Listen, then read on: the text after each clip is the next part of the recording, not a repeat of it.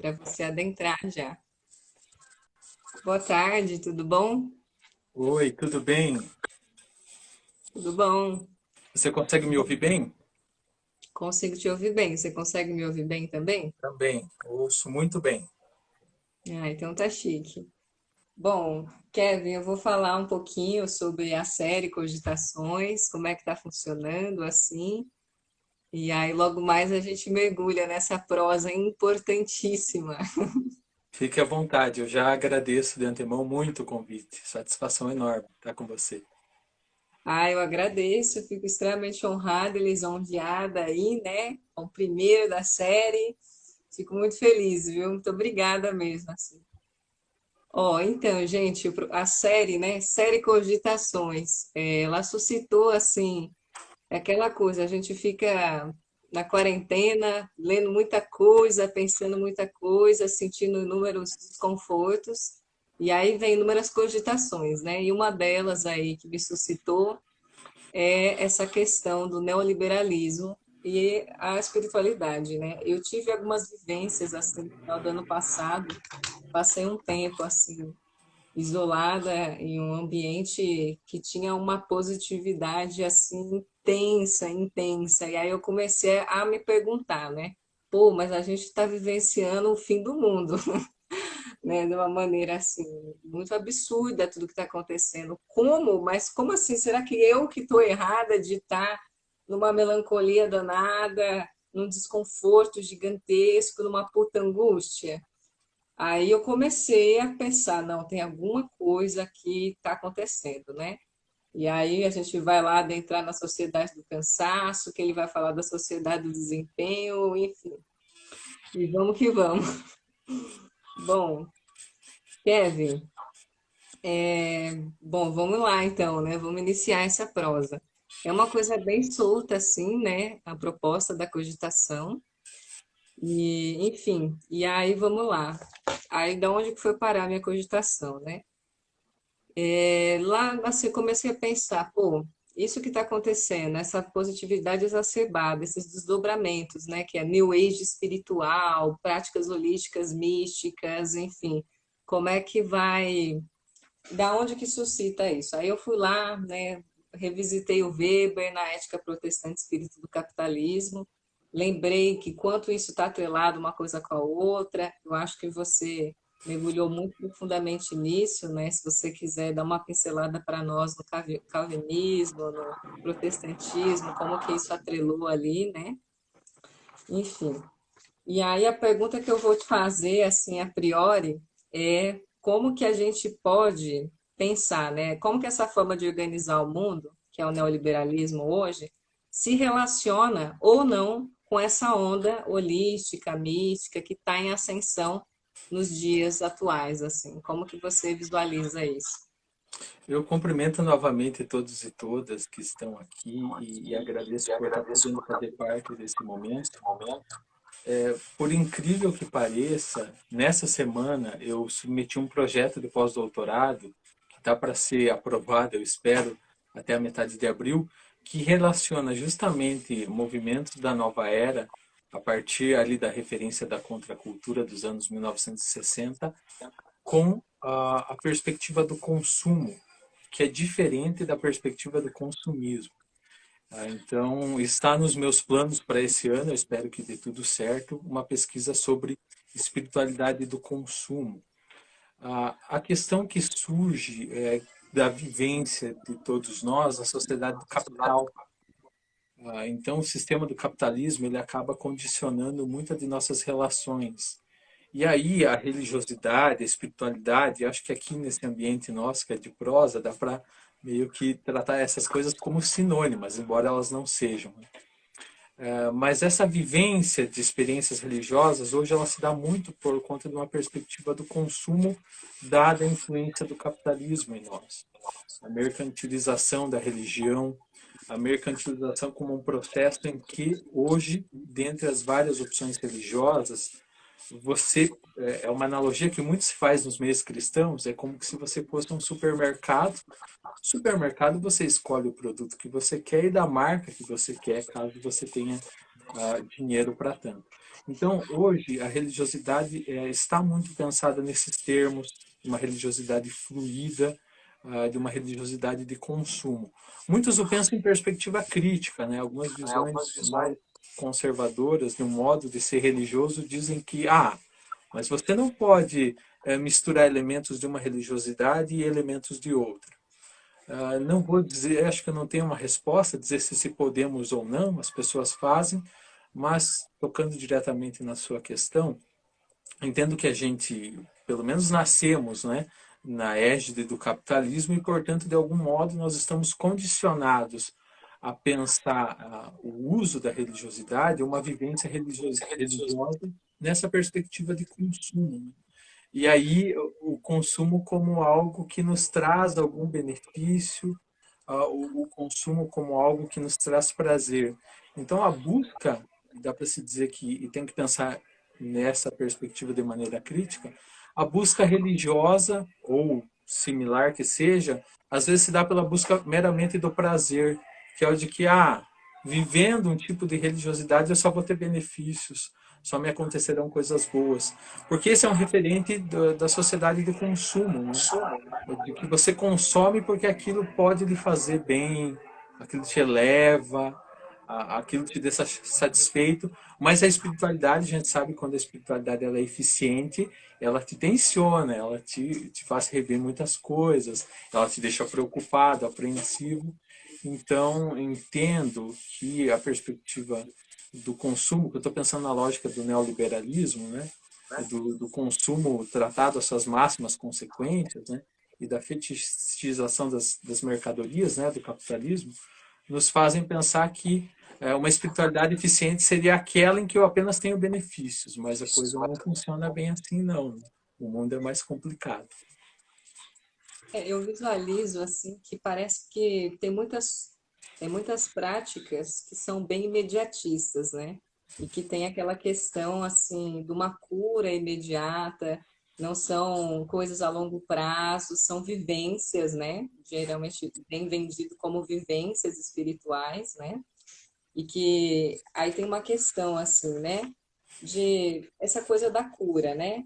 Que eu acho muito pós-moderno, muito neoliberal, curar o quê, de quem e por quê, né? Então, como que você visualiza, que nem você falou, essa coisa de ser uma espiritualidade que ela vai visualizar uma coisa completamente positiva e a espiritualidade real não é essa, né? Ela, na realidade, ela te cutuca, ela te angustia, te gera reflexões muito fortes.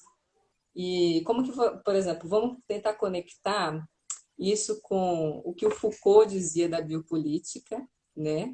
E agora que a gente passa, não sei se você já adentrou nessas questões da psicopolítica, né? Como você visualiza isso assim, dentro da espiritualidade? Pensando aí mais detidamente nas práticas religiosas cristãs, por exemplo, de cura, de fato há esse referente que você menciona de um imediatismo, de uma pretensão de imediatismo de cura, que está muito posto no sentido da troca. Então, a entidade religiosa, ela, por conta da minha adesão a ela, esse grupo religioso, ela tem que me dar em troca da minha prece, em troca do meu louvor, em troca da minha devoção. Então, é uma relação direta de troca mesmo, é de barganha. Então, eu faço, porque se eu faço, as minhas necessidades imediatas, elas são atendidas. É um processo de imediatez mesmo. Isso faz com que os grupos religiosos eles tenham muito poder sobre alguns grupos religiosos têm um poder muito significativo sobre os seus fiéis, né? Porque ah, aprisionam mesmo de alguma forma, entendendo que o fiel, o praticante, ele só vai conseguir algum tipo de cura ou graça se ele se valer da mediação desse grupo religioso. Né? Então, é o líder religioso que tem que mediar. Mas o líder religioso ele só vai fazer essa mediação de cura entre o divino e o humano se ele receber algum tipo de agrado. Né? E isso é totalmente contrário a outras espiritualidades ligadas à natureza. A questão de pensar ancestralidade, de pensar raízes, e que denota uma ligação muito forte do ser com a terra, com a natureza, e processos que são mais lentos. Né? A cura enquanto um processo de vida. A cura e as respostas que virão apenas depois de um longo caminhar e depois de um longo trilhar. Então são, por assim dizer, propostas de espiritualidade contrapostas em choque. Hoje, tenho observado que manifestações religiosas mais convencionais, a gente não pode esquecer que o Brasil é um país muito cristão, né?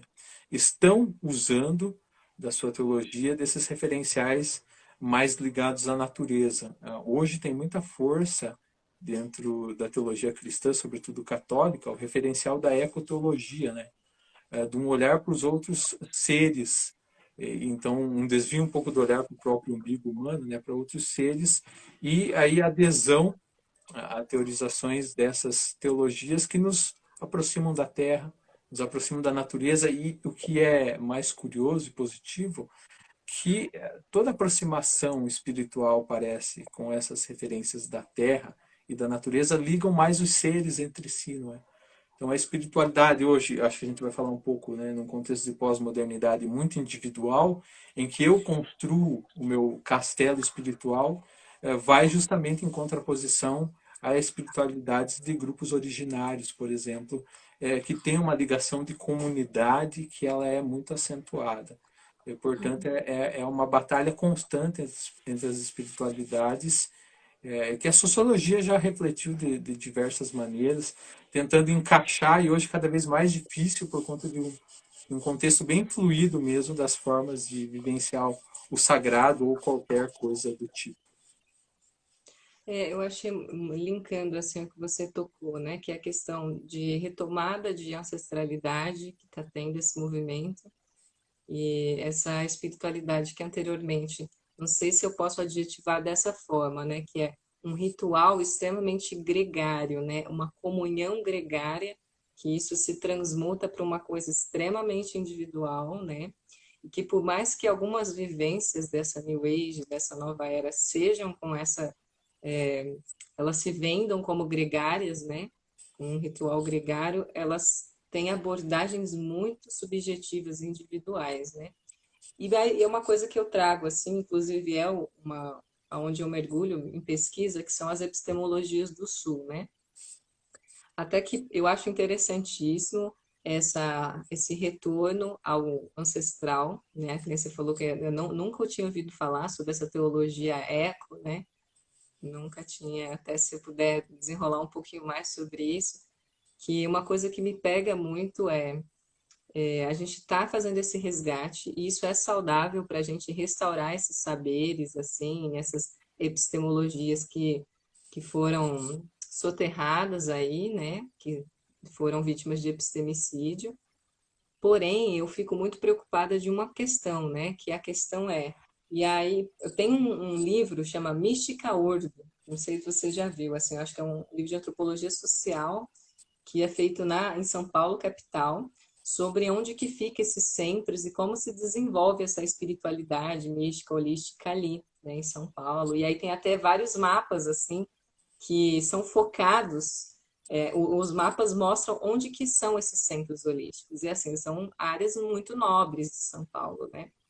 Enfim, e aí, qual é a minha preocupação? A minha preocupação então você vê que a camada que tem possibilidade monetária para ter essas vivências, que são essas vivências que têm essa cura, né, imediata, individualistas, enfim, tudo que a gente já adentrou anteriormente, eu tenho muito medo de rolar a apropriação, porque assim, tá, a gente está resgatando a ancestralidade, está promovendo, assim, suscitar novamente, exacerbar esses saberes, porém, são pessoas com condição monetária muito privilegiadas de classe, gênero, enfim, todos os aspectos aí, né?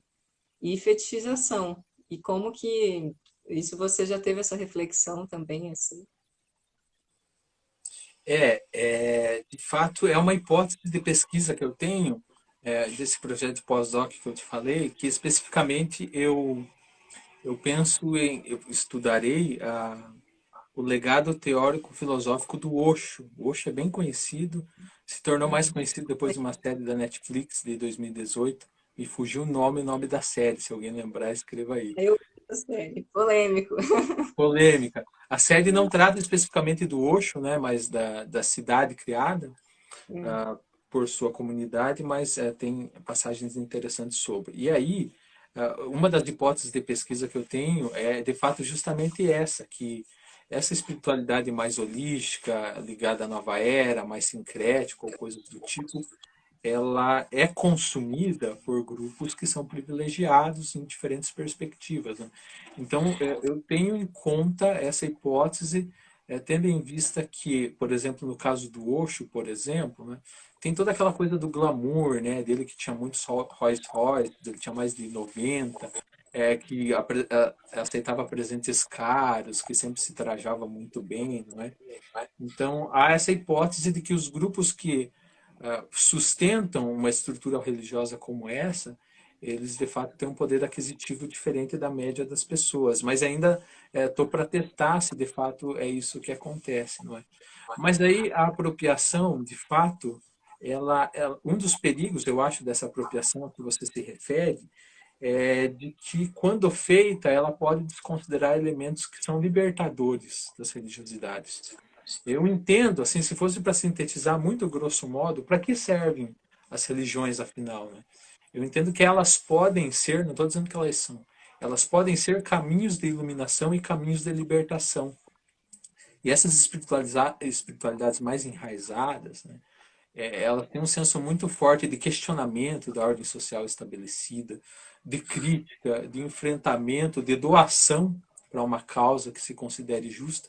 E aí me parece que essas apropriações por grupos mais privilegiados é a perspectiva do epistemicídio mesmo.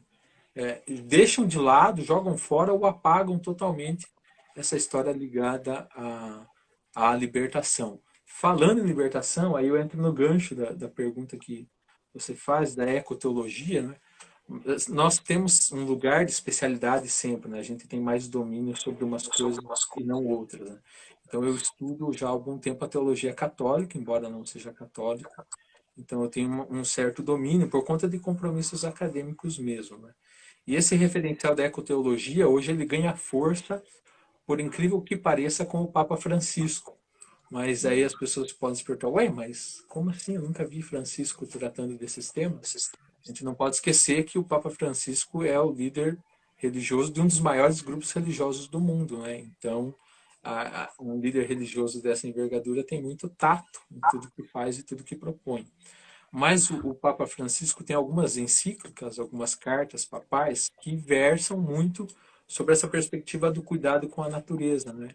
Acho que a mais emblemática é a Laudato Si. Laudato Si, você encontra, você digita no Google, você encontra o documento completo. Em que, inclusive, o Papa Francisco, nessa encíclica, ele recebeu um aporte teórico muito significativo de teólogos da libertação, teólogos que tratam de ecoteologia, como Leonardo Boff, por exemplo. Por que eu cito Leonardo Boff? Porque Leonardo Boff, eu acho que ele é, na média, conhecido por muitas pessoas, né? Mesmo aquelas não ligadas a nenhum grupo religioso. Situando rapidamente, né? Leonardo Boff é o precursor da teologia da libertação no Brasil. A teologia da libertação hoje não é a mesma dos anos 1970. Ela se transformou. E no Brasil, um dos principais responsáveis por isso é o Leonardo Boff. O que ele faz na década de 1990? Ele deixa de lado suas funções eclesiais, né, por conta de diversos embates com a igreja, e ele agrega ao referencial da teologia da libertação a teologia feminista em menor grau e a teologia em perspectiva ecológica. Então, hoje, quando nós falamos de os cristãos que falam de teologia da libertação assim se expressam, eles estão pensando nesse referencial de uma teologia ligada à natureza. O cuidado com a natureza, tendo em vista o que a ação humana, infelizmente, tem feito ao meio ambiente. Então, hoje, esse é um referencial muito significativo e a questão do pobre, né? A categoria do pobre para a teologia da libertação é muito específica. Eu gosto mais do uso do termo do empobrecido. Acho que o empobrecido ele é mais útil. E eu falo dele porque minha irmã é do serviço social, né? Minha irmã é assistente social e foi com ela que eu aprendi, por assim dizer, né? Por que a gente fala do empobrecido? O empobrecido ele foi colocado nessa condição por alguém. Ele não deveria ser ou ele tem condições de não ser. Então ele é colocado numa condição de pobreza, por isso que ele é um empobrecido. Agora, a teologia da libertação, pelo referencial da teologia, usa o referente do pobre. E o pobre não é só o economicamente vulnerável. A teologia da libertação entende o pobre hoje como marginalizado, o oprimido, que também é o negro, também são as mulheres, a comunidade LGBT e suas referências, e também é a natureza. O planeta Terra hoje ele é o pobre, para algumas perspectivas teológicas. O pobre porque ele é constantemente oprimido e marginalizado. Portanto, tem um potencial muito grande aí, mas às vezes as pessoas se animam demais. Infelizmente, não é na teologia cristã que a gente vai encontrar avanços e contribuições específicas nesse sentido, porque esse paradigma ele é rechaçado, né, pela maioria dos líderes religiosos que sabemos são os condutores desse processo e são eles que doutrinam, por assim dizer, os seus fiéis. Mas eu acho que é importante citar, né, para mencionar que até num grupo que, infelizmente, né, é o caso do cristianismo, quem parece produzido na história mais males do que bem, até o cristianismo, que tem esse estigma, em alguma perspectiva já avança numa discussão de reconhecimento, e, sobretudo, isso mais bonito ainda, porque a gente vive aqui na América Latina. Né? A teologia latino-americana, ela, arrisco dizer que é uma das teologias mais progressivas, porque se preocupa justamente com os índios, os negros, os povos originários de maneira geral, que tem uma cultura e uma contribuição riquíssima a dar a todos nós. Você disse que a teologia da libertação, qual o grande apogeu assim dela? Foi em 70? Isso, no surgimento, porque nós temos algumas marcas de história, né? Citei a contracultura aí, que vem dos anos 1960, já em 1970 já declina um pouco, então nós tínhamos um contexto favorável, também com todas as críticas, logicamente, que devemos fazer à União Soviética, então nós ainda tínhamos um bloco comunista muito forte, né? E a teologia da libertação, Leonardo Boff diz isso, né? A teologia da libertação não é uma teologia marxista, mas ela usa de um ferramental do marxismo para pensar algumas categorias. Isso está claro, isso está dado. Né? E depois do colapso da União Soviética, em 1989, de fato há um declínio desse tipo de teologia e, portanto, ela precisou se reinventar. Os teólogos da libertação dizem que a teologia da libertação não morreu. Muitos dizem por aí, a teologia da libertação morreu, não interessa mais ninguém. Mas o referencial da teologia da libertação é: enquanto virmos, observarmos no mundo alguém sendo oprimido, a teologia da libertação ela ainda é relevante. E eu achei assim, uma coisa que eu coloquei na minha cabeça. É interessante que o ponto alto ali da teologia da libertação é 70, né? Eu acho que até mais pro final, assim, que ela alcança quase 80, né? Isso, dá para dizer sim. E aí eu fico pensando, nesse mesmo momento, as igrejas neopentecostais estão começando a expandir bastante, né? Os anos 80, e aí que é o grande arauto do neoliberalismo, né? E como que você vê, né, em relação à teologia da libertação com a teologia da prosperidade, que é o do Exato. neopentecostal, poderia ser, né? É essa?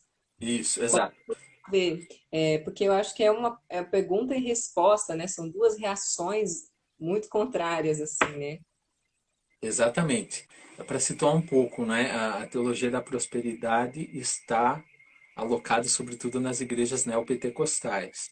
As igrejas pentecostais, o movimento pentecostal, ele surge no início do século passado, nos anos 1900, 1910. E aí a teologia, as igrejas neopentecostais surgem a partir dos anos 1960 e de 80 em diante, como bem situado, esse paradigma da teologia da prosperidade ganha força. E aí os neopentecostais brincam, né, com os católicos dizendo, olha, o povo não quis a teologia da libertação e sim a teologia da prosperidade.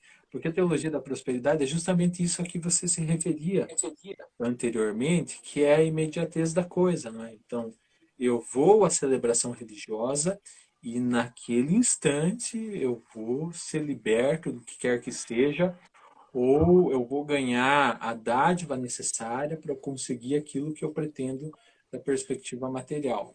E a teologia da prosperidade ela é muito combatida, né? Acho que os discursos críticos dentro do cristianismo que tem mais força hoje são esse paradigma, porque ele está aliado ao consumo do aqui e o agora e o consumo não refletido, né? O que é o pior, o consumo pelo consumir só como um referente de que eu recebi um favor divino que as outras pessoas não receberam, o que me coloca, portanto, num grau de superioridade. Claro, né, que numa live como essa, a gente pensa e apresenta as coisas de forma um pouco genérica. Então, em nada disso quero dizer que todos os neopentecostais pensam a partir desse referencial, mas que há uma força muito significativa na medida que tem uma incompreensão de que se a gente continuar consumindo do jeito que consome, esse mundo vai cobrar a conta muito logo, como já está cobrando, né? A conta de nós, e a gente observa isso no cotidiano. Mas a problemática é de que é um tipo de religiosidade, a teologia da prosperidade, não refletida. Né? Eu simplesmente vou porque eu recebo algum benefício. E se eu recebo algum benefício é porque eu tenho favor divino. Se eu tenho um favor divino, eu sou melhor do que os outros. E aí nós dissemos de princípio, e eu entendo que se uma religiosidade ou espiritualidade não te incomodar mais do que te deixar sentindo-se bem, há algum problema com esse tipo de religiosidade. Ah, eu compartilho da mesma percepção. Se for para faquinha na garganta, não tá valendo a pena. Exatamente. Eu queria até assim né, linkar uma citação, sabe o Bicho Han, Byung-Chul Han, que eu não sei nem Tem sido como. lido muito hoje, né? Oi? Ele tem sido lido muito hoje em diferentes áreas do conhecimento. Não, interessantíssimo, assim, eu achei interessantíssimo a Sociedade do Cansaço com a psicopolítica dele, né? Muito atual, assim. Até no começo, assim, da Sociedade do Cansaço, ele vai falar sobre, a gente não vive mais um momento viral, bacteriológico e tal, mas ele escreveu antes de 2020, né? Você falou, já tem que arrumar aí uma coisinha na próxima edição. Bom, e aí eu queria dar uma citação, assim, é que eu quero linkar sobre, bom, falar sobre. Tem até uma página que eu acho super engraçada, assim, que chama Jovem Místico, né? Que é essa ascensão do jovem místico e como isso se descola disso que a gente está falando, né? Que a espiritualidade ela é algo de desconforto, de angústia, né? Não é uma linha tênue de positividade, enfim. E aí linkando com esse novo tipo de visualizar ela, né? Aí a citação ele diz o seguinte, né? Sobre a sociedade do desempenho. A sociedade do desempenho cada vez mais está no processo de descartar a negatividade. A crescente desregulamentação está abolindo isso. O ilimitado poder é o verbo positivo modal da sociedade da conquista. Proibições, comandos e leis são substituídos por projetos, iniciativas e motivação. A sociedade da disciplina ainda é governada pelo não, sua negatividade produz loucos e criminosos. Em contraste, a sociedade do desempenho cria depressivos e perdedores, né? Bom, enfim. E aí a gente pode linkar tantas coisas que eu acho que é muito boa a citação do Jovem Místico. Um amigo, o Dan, comentou assim, que, enfim, eu fico vendo, né, que a gente fala da sociedade do desempenho, dessa linha tênue de positividade e dessa desregulamentação do ilimitado, não sei, a gente pode linkar com aquelas grandes frases, assim, motivacionais, yes, you can, você consegue, esse discurso meritocrático. O livro, ele comentou ali, chama A Sociedade do Cansaço, ó, Sociedade do Cansaço. Enfim, né? Então esses discursos assim, vá, você consegue, é só você pensar positivo, que essa coisa toda, bom, me gera um desespero assim, gigantesco, né? E aí eu pensando nisso, eu falei, olha que perigoso, né? A gente a entrar nisso, né? Se você é empreendedor de si mesmo, tudo está dentro de você, a gente é o opressor e o oprimido, está internalizado dentro da gente. Então a gente vai ter inúmeros problemas psicológicos, o que for, porque nós mesmos estamos sendo nossos carrascos, não é mais aquela coisa do Foucault, né, que está fora, é externo, a punição vem do outro, não, a punição está vindo da gente. E, enfim, essa coisa do empreendedor de si mesmo, do ilimitado, enfim, vai chegar, assim, a gente vai chegar num ponto das startups, né? Das startups, por reforma da Previdência, enfim, né? E, bom, essa foi, assim, um brainstorm aí, como que essas percepções sobre isso aí, que te suscitaram? É, acho que no momento, né, a expressão que mais sintetiza o jovem místico é a gratiluz, né? É a gratidão. Eu ainda não usei a expressão, não me permito usar nem nos stories, só para os amigos próximos, né? Mas, de fato, acho que você apresenta bem esse contexto, esse perfil é muito bom mesmo a que você se refere, ah, uma compreensão de que você tudo pode, se você pensa positivo, é só pensar e fazer, né? Muito meritocrático, desconsiderando totalmente que as pessoas, não são todas as pessoas que estão na mesma posição e têm as mesmas oportunidades e potencialidades, então é um horror, né, de maneira geral. O que eu penso sobre o jovem místico ligado a tudo que a gente discutiu até aqui, não é? Eu estou no momento, a gente também se transforma muito, não é? E isso é uma das coisas muito bonitas da vida, que com o passar dos anos nosso pensamento pode mudar radicalmente e isso é muito satisfatório, né? Então hoje eu penso que nos é possível fazer diferentes usos das espiritualidades e religiosidades, entendo que se você tem uma tendência de experimentar coisas, tem aquela pessoa que fica pulando de galho em galho, né? Experimenta uma coisa aqui, não gosta, muda, vai e volta. Eu acho que não há problema nessas experimentações. Não vejo problema no sincretismo religioso hoje. Não vejo problema de maneira alguma. Eu acho que tem um ponto de alerta. É o ponto de alerta que eu aciono na minha forma de pensar a religiosidade e é um grande problema que eu observo nos outros. Se a forma de religiosidade ou espiritualidade que você pratica, seja ela qual for, mesmo, se ela te aliena da realidade, se te aliena a um ponto que você não consegue voltar mais, há um sério problema. Eu também tenho estudado, e existe muito disso no Brasil, né, do uso de substâncias psicoativas, por exemplo, em diferentes formas de religiosidade, não é? Colocam estados de alteração de mente. Eu acho o máximo, eu acho sensacional. Mas aí eu acho que o ponto de alerta é esse, né? Se você vivencia uma espiritualidade e religiosidade que te coloca num casulo, em que você não consegue olhar para mais ninguém e que você é gratiluz, mas é gratiluz só para você, eu acho que é um sério problema, não? Porque eu entendo que um dos principais referentes da religiosidade é justamente te colocar no lugar do outro, sobretudo do outro que é vulnerável ou do outro que sofre. É conseguir entender o olhar do outro, se colocar no lugar do outro e fazer algo pelo outro, né? Sobretudo fazer algo pelo outro. Então, se tua religiosidade, independentemente da qual for, lhe propicia essa visão, vamos tentar conceituar, essa visão humanística, tá tudo bem. Agora, se você vivencia uma espiritualidade que você se fecha em si mesmo e você usufrui dela apenas para si, eu acho que é uma alienação que te coloca em sérios perigos. E ninguém está livre disso, não é? Não é só quem vivencia espiritualidades mais fluídas da nova era, ou influenciadas pela nova era, ou espiritualidades contemporâneas. Acho que até aquela pessoa, vou pegar um exemplo clássico do brasileiro, né? Aquele que é um cristão que frequenta uma igreja super conservadora, que acha que está fazendo tudo certinho nos usos e costumes, se ele fecha essa espiritualidade, essa religiosidade apenas para si, ele está prestando um desserviço ao mundo e principalmente um desserviço a ele. Porque ele estacionou no tempo, né? Ele parou. Com certeza. É uma coisa que me pega muito também é até que ponto, né? Às vezes eu até fico pensando, nossa, será que eu estou fritando demais nas minhas ideias?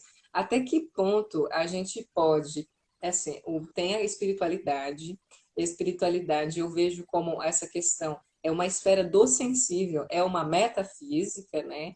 Que é uma metafísica que especificamente ela não tem relação com o dogma, né? Ela tem relação com uma reflexão, com uma angústia, com uma alfinetada existencial, assim, né? Com essa conexão com o sensível, com o gregário, humanitário, isso que você está trazendo, né? Que você trouxe. E até que ponto a gente pode tocar numa questão da espiritualidade sem colocar junto com ela, atrelado, as questões políticas, né? Assim, falar sobre o oprimido, opressor, como que a gente consegue dividir? Você acha que tem como separar uma coisa da outra? É, eu não acho possível.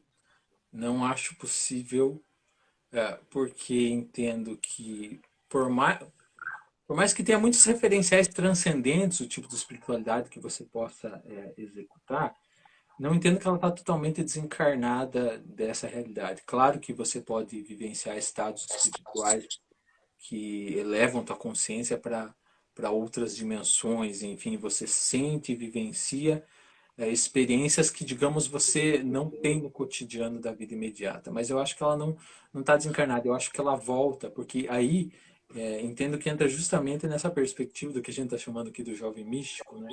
De uma espiritualidade que só vai e esvai-se, perde-se no ar e não volta. Então, não vejo como possível um tipo de espiritualidade que está desatrelada a um compromisso social. Tô querendo, não quero ser o. Tem muito da crítica à esquerda, uma esquerda mais ranzinza, né? Uma espiritualidade mais ranzinza. Não é isso, né? De que tudo é luta social, de que tudo é embate, de que tudo é militância. Não é isso que eu estou querendo dizer. Há momentos da prática da interioridade que eles são só seus. E eles são muito necessários no cotidiano, né? Um encontro com si mesmo. Né? Apenas no momento que você consegue se encontrar muito bem com si mesmo, você tem condições de se doar, de servir melhor.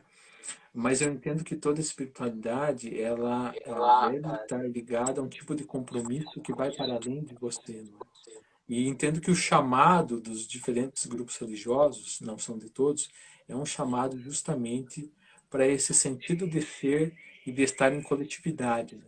E aí a pandemia, infelizmente, nos coloca nesse cenário de muita individualidade, no máximo, né? E para quem está respeitando distanciamento e isolamento, você tem contato com a sua família, com as pessoas que moram com você, não necessariamente a família de sangue ou a família de consideração.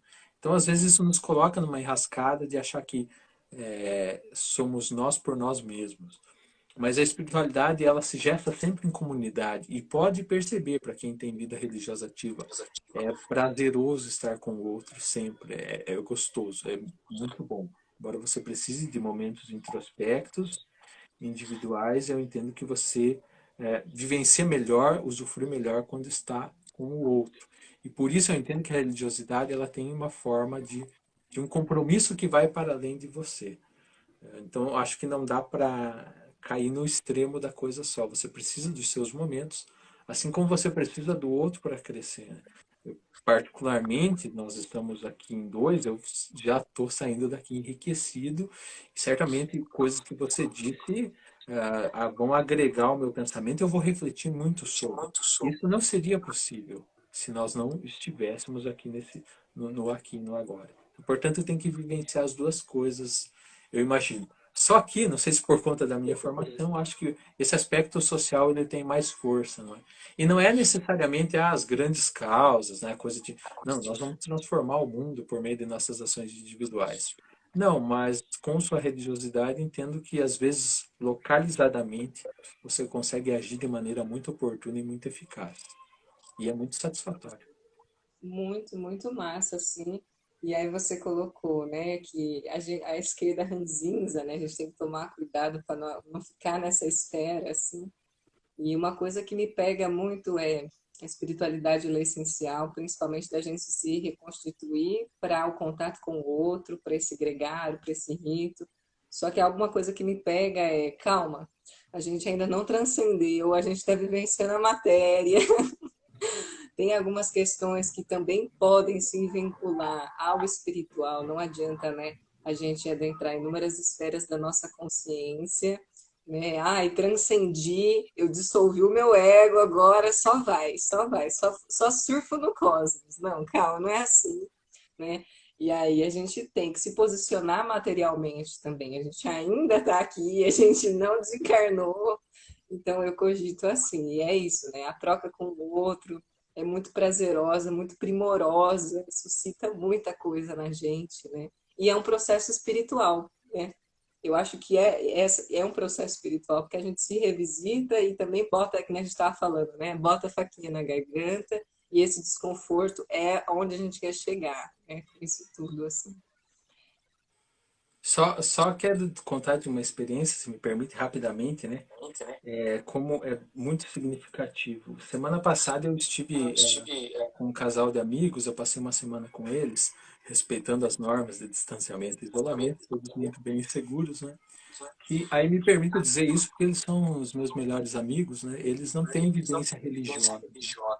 Mas a gente partilhou de uma semana muito boa em comunhão, que aí ah, temos conversado muito desde então, que foi uma das melhores semanas da minha vida, da vida deles também, foi uma das melhores experiências de comunhão, de partilha, entendimento que é, eu sou eles e eles são eu também, um é o outro, e nós não necessariamente tratamos de temas religiosos, mas fizemos coisas em comunhão, né? Essa é uma forma de ser da religiosidade. Alguém nos comentários disse que muito do pensar religiosidade hoje tem que ver com essa compreensão de tempos líquidos, e aí o Bauman, sobretudo, fala disso. Também o é, eu entendo também o é. Entendo que a gente pode ter vivências religiosas, espirituais, interioridade, sem necessariamente estar em um contexto religioso.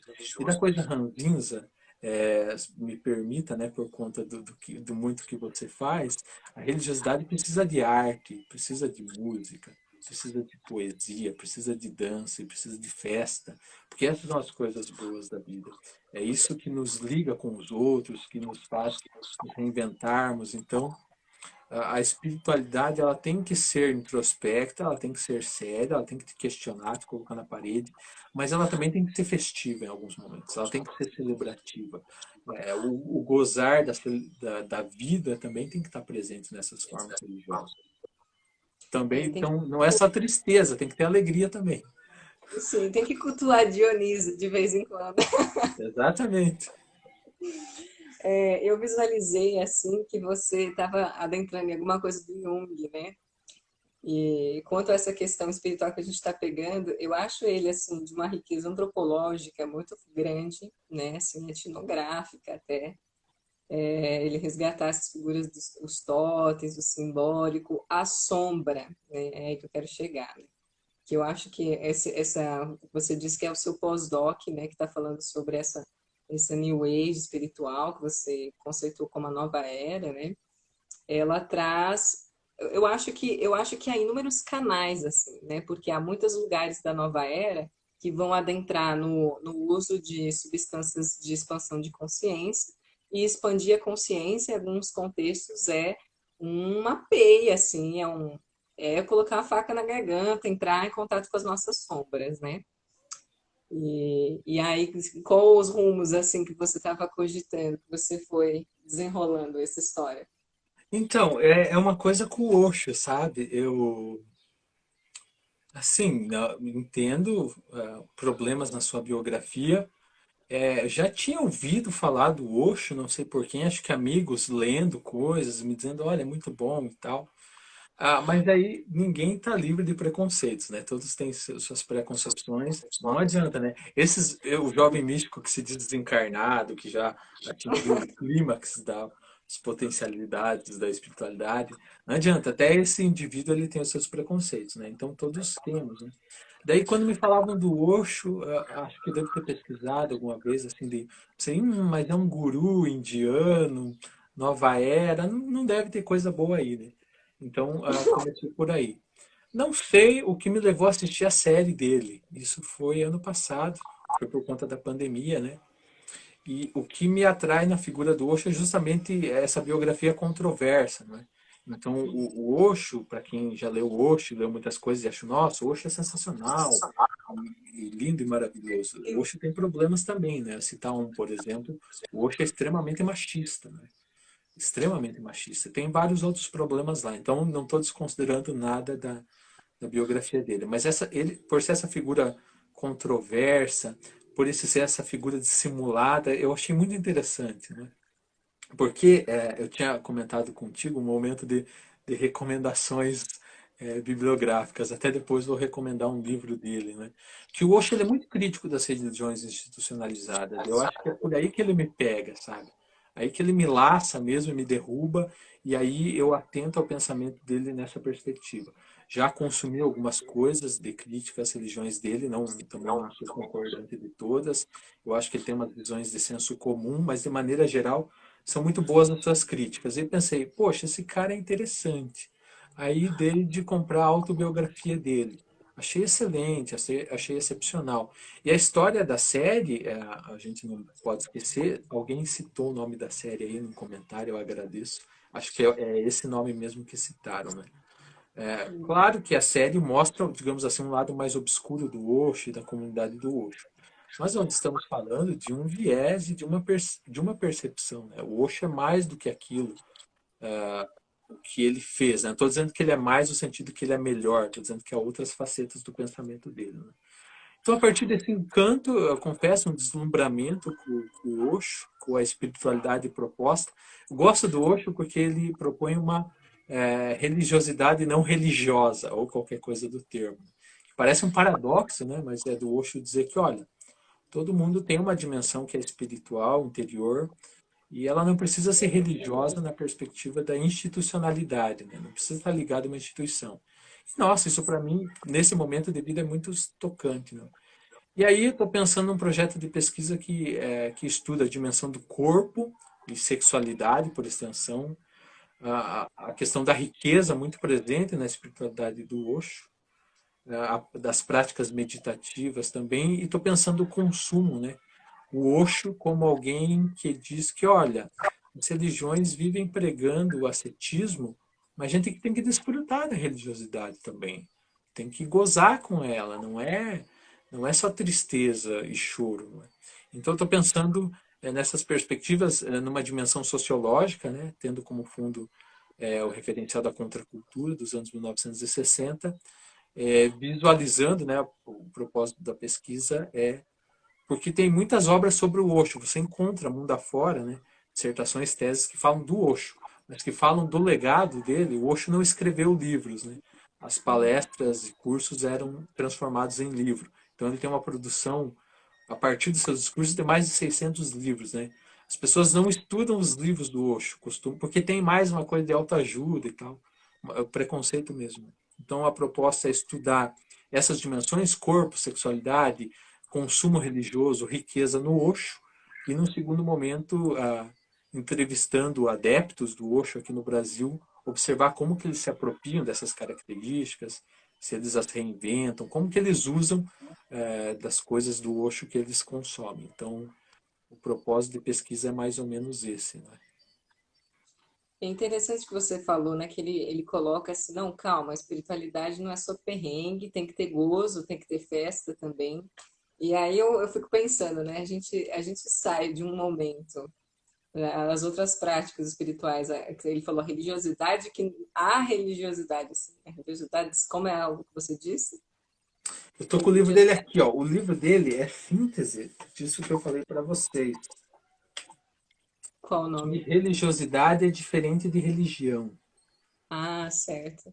Penei para achar esse livro, mas achei. Aí, ó. E aí eu acho interessante isso que você coloca, porque a gente sai de uma perspectiva religiosa extremamente punitiva, né, carrasca, assim, reprimida, de vários aspectos, você colocou da dimensão do corpo, da sexualidade, enfim, para um momento de exacerbação, assim, o pau tora, então, entende? E aí eu visualizo uma coisa, né, a gente sai daquela coisa do Orwell, né, do 84, de 1984, para ir para um admirável mundo novo. Então, há perigos aí, né? Esse 8 e esse 80, meu, o que que a gente pode encontrar? Porque só o gozo, e aí ele fala, tem que gozar mesmo, e tem que se enxertar de coisas materiais, vários carrões e tudo mais, é tipo, meu, mas calma aí, Oxo, não é todo mundo que vai ter essa possibilidade, e quem não tem, como é que funciona? E esse gozo, e essas pessoas que querem gozar e não conseguem gozar com a existência, porque não tem money. E aí? Exatamente, é a coisa do extremo, não é? E aí na pesquisa há o cuidado de pontuar muito bem o limite das coisas, né? Mas, por exemplo, algo que é muito significativo da religiosidade proposta por Osho nos seus centros de meditação, isso acho que é até mencionado na série, é que, por exemplo, era solicitado daqueles que queriam participar das atividades dos centros de meditação dele algum tipo de atestado de que eles não tinham nenhum tipo de doença sexualmente transmissível, para que eles não contaminassem outras pessoas. Eles distribuíam preservativos numa época em que as pessoas até, hoje isso é impossível de pensar, mas até riam, né? Por que que vai distribuir preservativo para as pessoas, né? E as comunidades do Osho já faziam isso, nós estamos falando anos 60 até anos 1980, né? Então, da própria religiosidade do Osho, há alguns referentes no sentido de compreensão do sentido de algumas coisas, tipo, por que ele fazia o que fazia, não é? E essa coisa não é muito acessada, por exemplo, de ele ter vários carros de luxo, né? Na verdade, o Osho dizia que, olha, na verdade eu tenho vários carros de luxo, um pouco que é para, não sei qual é a expressão que você costuma usar, mas aqui no Sul a gente diz tirar sarro.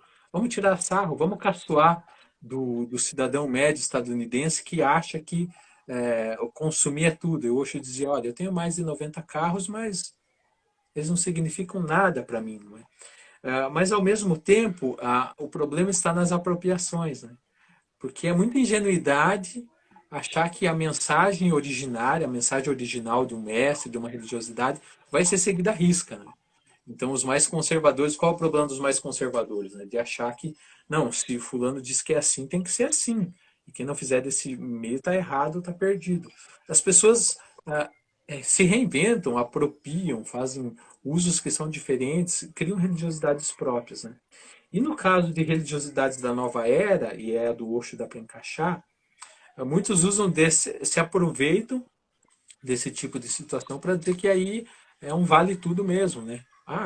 Vale tudo, eu faço o que quiser, olha, meu mestre disse que eu posso fazer assim, então tá tudo liberado. Fazendo isso, a gente se coloca em várias enrascadas, algumas nós já falamos aqui, né? De desprendimento do mundo, de desconsideração para o próximo, ou de se achar que você está num estágio de evolução tal que você não tem mais nada a aprender, que você é autossuficiente. Então, de fato, isso gera uma série de problemas, né?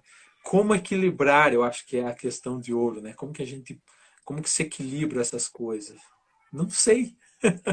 Acho que é muito difícil pensar uma forma de encontrar saídas para que se vivencie uma espiritualidade de modo que sempre se faça bem ou que seja sempre equilibrada.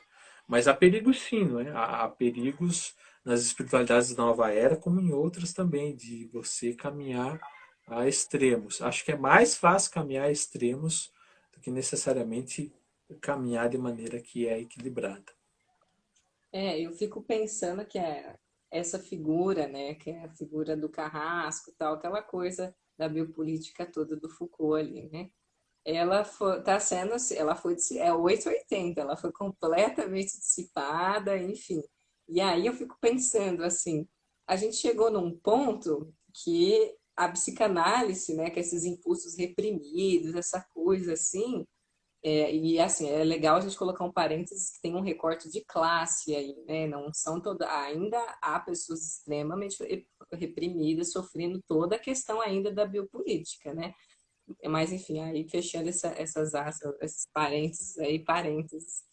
E, então, tipo assim, eu acho que essa questão do reprimido, dessa figura do outro que te cobra algo, ela não pode ser completamente dissipada, né? Porque aí a gente começa a perder inúmeras responsabilidades, eu acho que numa questão social até, assim. E isso a gente pode atrelar em inúmeras esferas, né? Tipo, inúmeros canais. Eu vejo hoje alguns desdobramentos em relação sobre, vamos falar de uma artesania, né? De questões de como se relacionar afetivamente, por exemplo, né?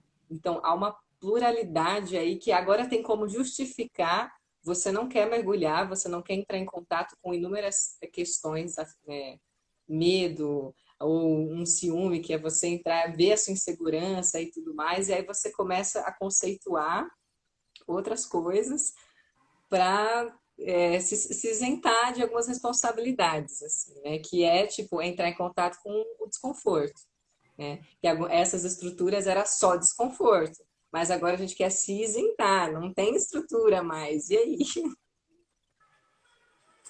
De fato, acontece essa busca de um conforto que seja um conforto terreno, um conforto em outra dimensão, porque tem esse problema também, né?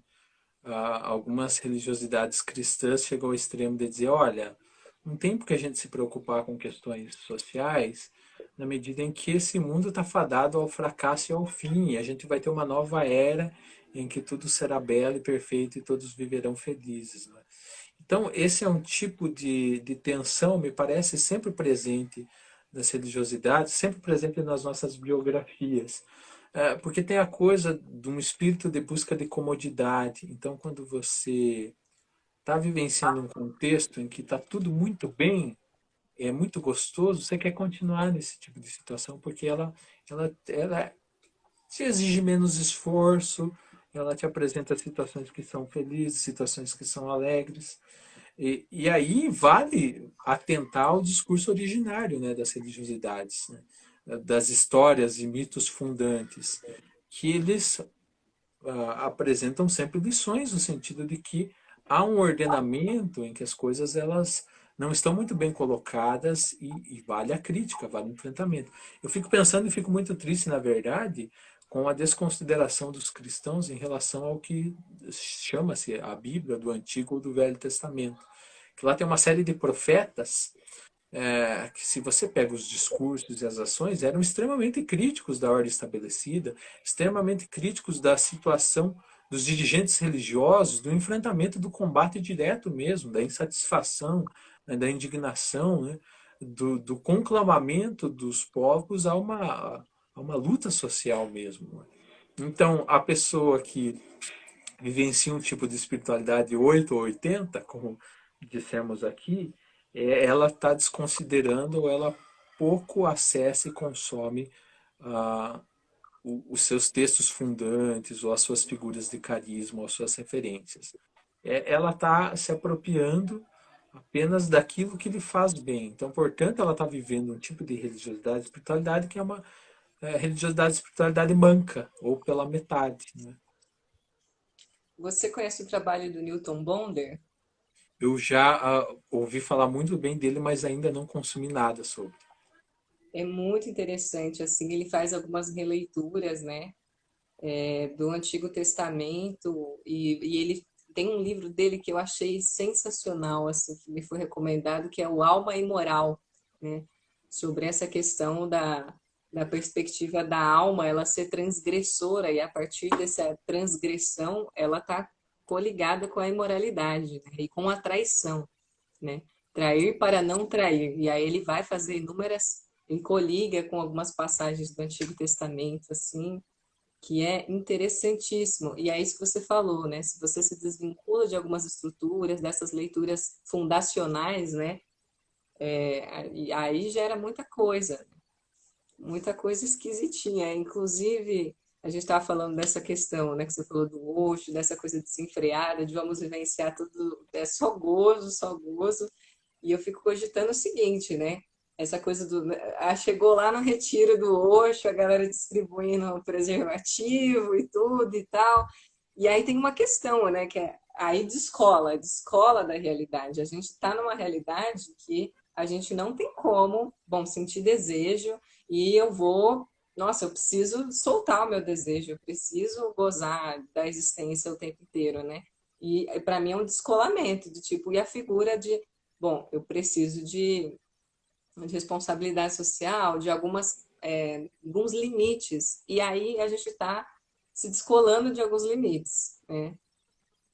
Perigoso. Sim, perigoso. As pessoas estão perguntando se dá para fazer perguntas. Não sou eu que estou coordenando essa O transmissão, Zenon, é o mas acho Zenon, que assim, pode. super, super amigo, questionador da espiritualidade New Age. Zenon, pode mandar pergunta, ué. Você tá afim, Kevin? Ó, Kevin, essas perguntas vão vir para você. Não, tá tranquilo, vocês podem mandar, né? Me parece, sobre a questão que você levanta, que o nosso referente, a nossa preocupação deve ser o ponto de equilíbrio que eu dizia, né? Que eu não sei necessariamente se encontra uma resposta, mas o ponto de equilíbrio me parece que é sempre o outro, não é?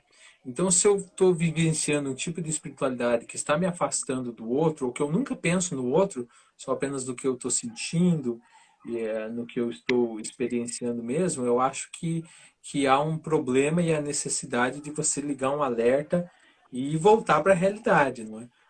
Porque, do contrário, você se deixa levar de tal modo, achando que você está no estado de elevação espiritual, que te contempla, que te satisfaz, de modo que parece que para você nada mais é necessário, né? Eu atingi o máximo possível, então estou muito bem aqui. E aí eu entendo que o caminho de evolução espiritual é um caminho que se dá na ajuda do outro também. Então eu posso partilhar do meu conhecimento e das minhas experiências com o outro, porque eu quero que o outro chegue no mesmo lugar do que eu, né?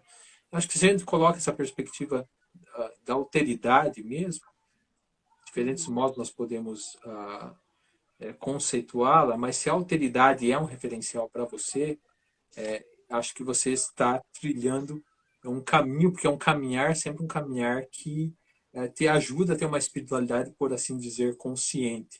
Parece clichê, né, falar de uma consciência, de um equilíbrio espiritual, mas entendo que esse caminho do meio é o caminho que lhe é mais oportuno.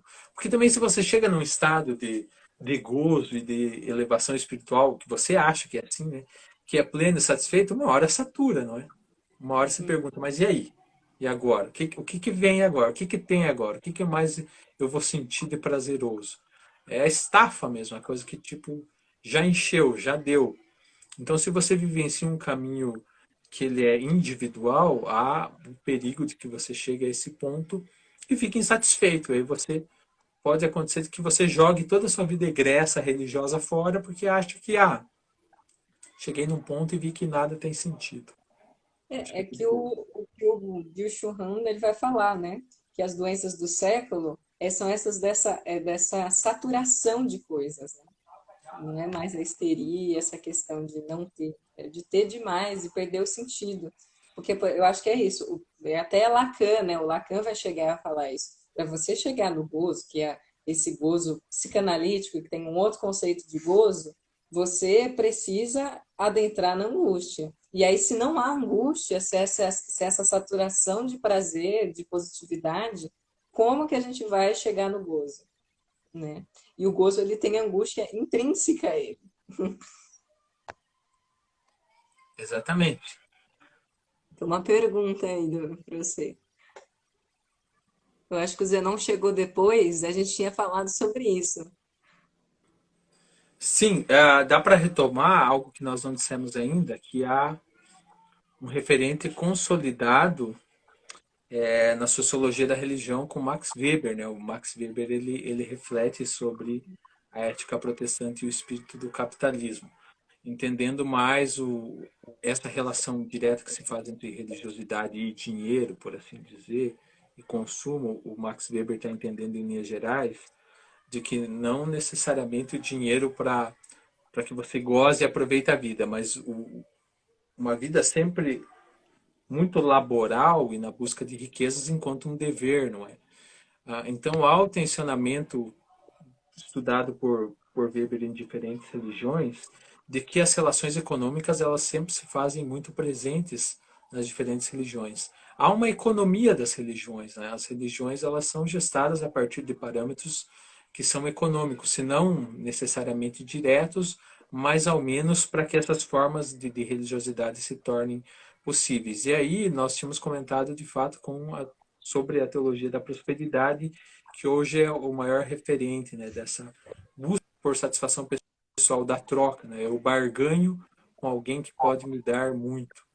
Então, de diferentes modos, as perspectivas econômicas elas perpassam as diferentes formas espirituais mesmo. Isso é um marco muito presente e significativo ao longo da história humana.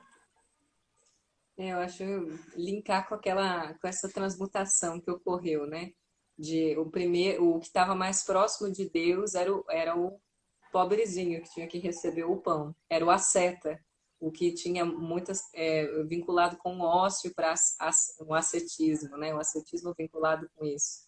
E aí de repente as teses se alteram e não, quem está mais próximo de Deus é o trabalho enobrece o homem, né? Então você e aí já não tem mais a figura da mediação, né? Você não precisa falar com o Papa, com o Bispo, para mediar a sua relação com Deus, mas você diretamente entra em contato com ele. E aí aquela questão, né? Quem tem money é que está ganhando virtudes. Deus está te dando virtudes, então se agradeça a isso, né? Como se recebesse um bônus aí existencial. Que coisa maluca, hein? Que isso foi virar, gente? Que desgosto. Acho que você fez uma boa síntese mesmo lá da ética protestante. Ela se encaminha por essa linha mesmo. É um dos escritos mais preciosos, um dos escritos fundantes também da sociologia da religião. Vale a pena mesmo para quem não leu a Ética Protestante e o Espírito do Capitalismo. E você acha até disponível PDF, gratuito, online. Muito bom consultar mesmo. Muito bom. Eu tenho PDF. Quem aí na live interessar, só me dá um chamego chamado no chat que eu disponibilizo. Importante. Importante. Kevin, quer adentrar em mais alguma coisa? O que mais aí que você cogita? Eu quero indicar livros, porque eu adoro livros, então aproveitando esse momento. Claro, os livros dizem respeito a coisas que a gente tem consumido no momento, né? Então, digamos, é uma curadoria, não é? Mas aí são referências que podem servir para alguém. Eu vou voltar, me permita, são alguns livros, mas vou tentar ser rápido. O Osho, tem muita gente que conhece o Osho numa perspectiva mais de autoajuda e tal, né? Então, portanto, meio que despreza os escritos do Osho. O Osho, para quem não sabe, ele tem formação na filosofia, ele era professor de filosofia em universidades da Índia antes dele, quando ele chegou à compreensão de que ele teria atingido a iluminação. Até então ele era professor universitário. Então ele tem uma base filosófica muito significativa. E você consegue pincelar muitas leituras boas do Osho. Então a que eu citei hoje é esta aqui, ó, um livrinho de 2006, Religiosidade é Diferente de Religião, em que ele diz que ele faz uma crítica às religiões instituídas. É um livrinho curto, leitura rápida, vale a pena. Como a gente falou do Max Weber, eu tenho essa coisa, muita gente tem que a gente compra livro e não lê, porque existem Ah, mais livros do que a vida. Mas enfim, está nas leituras próximas. Que é do Max Weber. O Max Weber ele discute ética econômica não só no cristianismo. Tem 3 volumes publicados, eu não achei o segundo, mas eu vou apresentar aqui para vocês o 1 e o 2. Então esse aqui é o 1, aí é uma coisa mais densa, ó, o livro está no pacote ainda, não consegui abrir. Isso ele está falando do confucionismo e taoísmo, olha que ética massa. econômica, e aí o volume 3 é sobre o judaísmo antigo. Esse é mais sisudo ainda, ó. Olha só. Mas vale a pena ele ter enquanto material de consumo. Nós falamos pouco, quase nada, sobre uma perspectiva de uma leitura aí de muitos sociólogos da religião, dava para dizer que era consenso na sociologia da religião. Eu não vou lembrar a datação histórica, mas não é coisa muito antiga, de que nós vivíamos num período de secularização acentuada, de que as religiões elas não tinham mais impacto social e coisas do tipo. Essa tese da secularização foi revista, né? Então, o que existe já há alguns 20 anos na discussão da sociologia da religião é que a gente vive uma compreensão de dessecularização. Né? E um dos principais referentes é o sociólogo Peter Berg. Ele é conhecido, ele tem um livro com o Thomas Luckmann, A Construção Social da Realidade, acho que é um dos mais conhecidos. Mas esse aqui, Os Múltiplos Altares da Modernidade, ele fala justamente isso, que na verdade hoje a gente vive um período de pluralidade de opções religiosas. Então, o desencantamento do mundo pela via das religiões não aconteceu necessariamente. O que a gente entende é que as pessoas vivenciam cada vez mais religiosidade e espiritualidade fora dos grupos religiosos, fora das instituições estabelecidas. Então, era isso que eles queriam dizer quando falavam de secularização, mas aí, retomando o construto teórico, passam a entender que, de fato, as pessoas estão frequentando menos as instituições, mas isso não significa que elas estão sendo menos religiosas. Elas estão buscando outras formas. Embora sabemos os indicadores, por exemplo, o número de agnósticos e ateus ele tem crescido, mas a religião, enquanto parte da vivência, está aí ainda. Então, é um livro recente dele, publicado em língua portuguesa, muito bom mesmo. Bom, deixa eu ver o que eu tenho mais. Para quem é cristão, adoro esse livro. Sabe aquela coisa de listas, assim, os 10 livros que eu mais gosto? Esse está entre eles. O título é Para uma espiritualidade leiga, sem crenças, sem religiões, sem deuses, do Maria Corbi. Ele é um Olha só. teólogo espanhol, é publicado por uma editora católica, a Paulus, mas o Maria Corbi, ele, analisando história, como as religiões se estruturaram, propõe e dizem ser viável nós vivenciarmos uma espiritualidade libertas de amarras e regras que vêm a partir dos deuses, do que eles querem, dos dogmas.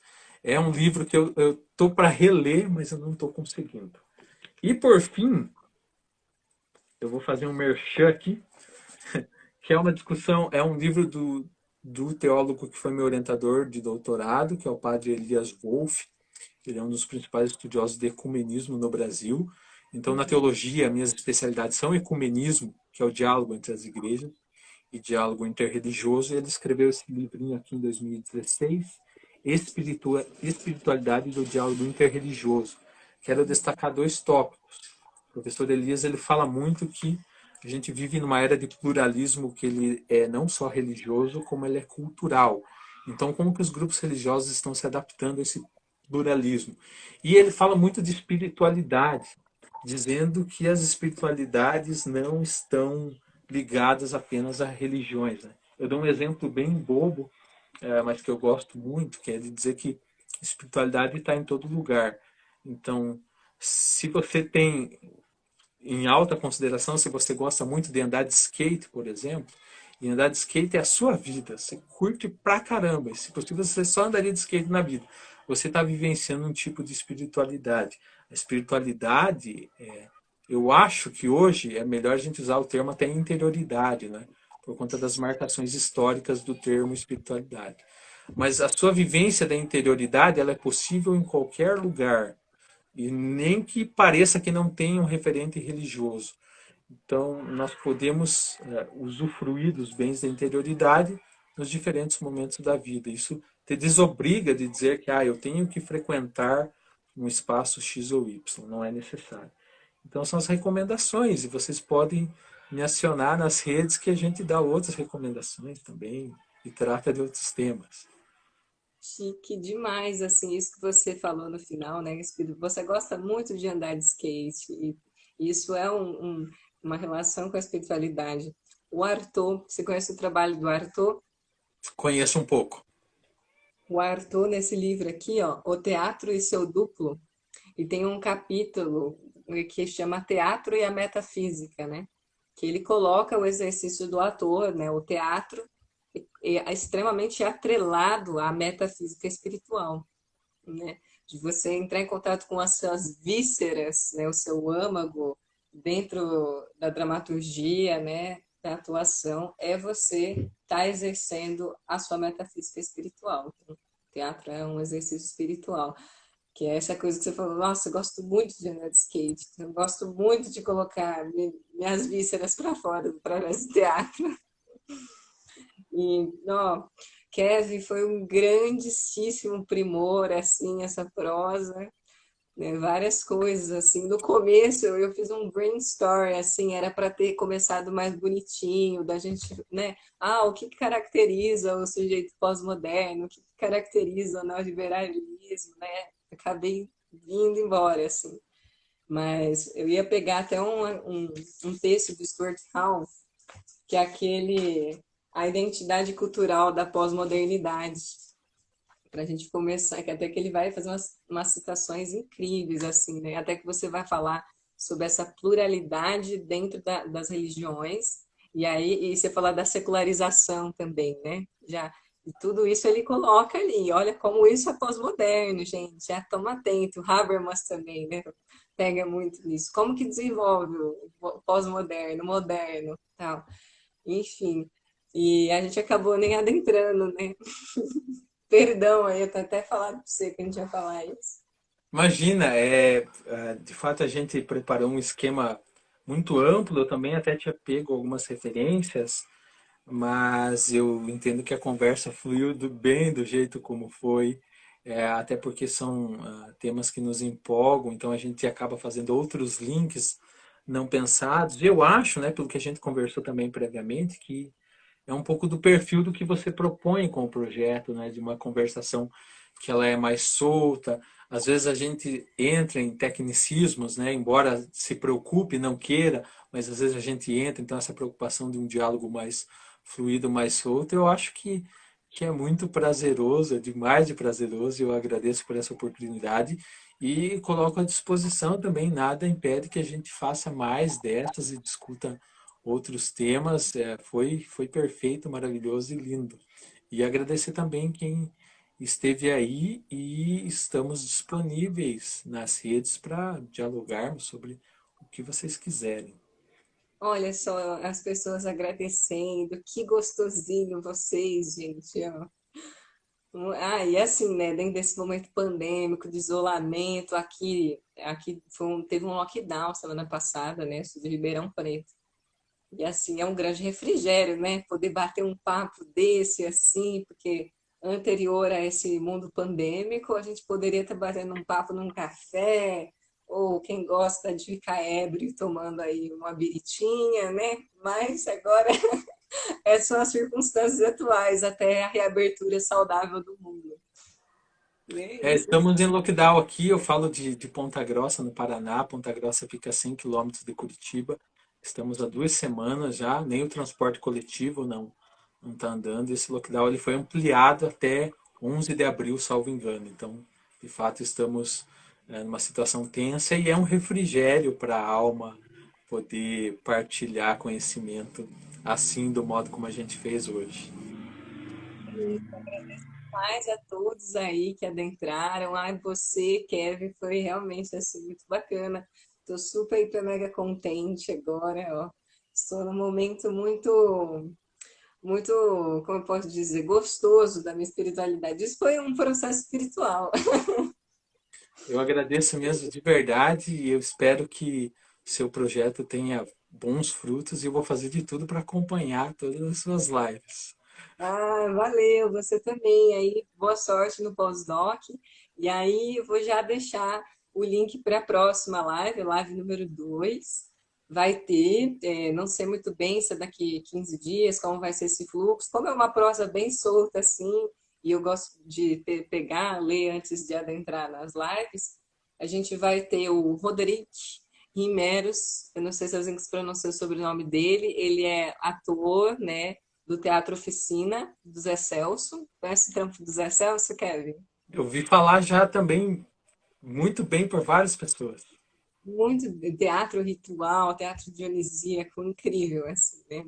E aí o Rodrigo vai estar com a gente falando sobre Arthur, e justamente o que o Arthur coloca sobre teatro e a peste. E a gente consegue linkar muito disso hoje, né, com a pandemia. E essa vai ser a live número 2, aí fica o convite, fiquem atentos. Muito bem, farei de tudo para acompanhar. Valeu, gente. Desligar, tudo de bom. Obrigado, tudo de bom para vocês. Se cuidem. Se cuidem. Você também, até mais. Eu faço para desligar aqui.